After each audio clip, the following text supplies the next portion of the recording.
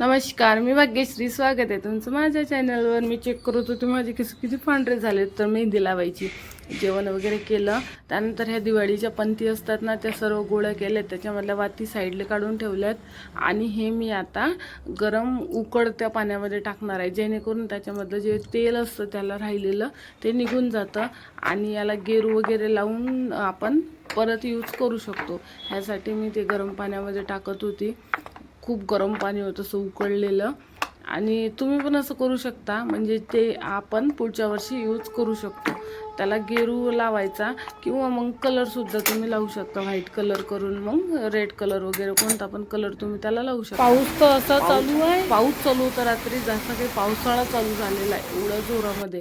त्यानंतर चकलीचं राहिलेलं होतं, चकली बनवल्या वगैरे. रामबंधूचं मी ते इन्स्टंटवालं बनवलेलं होतं, आणलेलं होतं, कारण की मला ते थोडंसं अंदाज वगैरे समजत नव्हतं त्या कारणाने. त्यानंतर चकल्या वगैरे पूर्ण झालेल्या होत्या करून.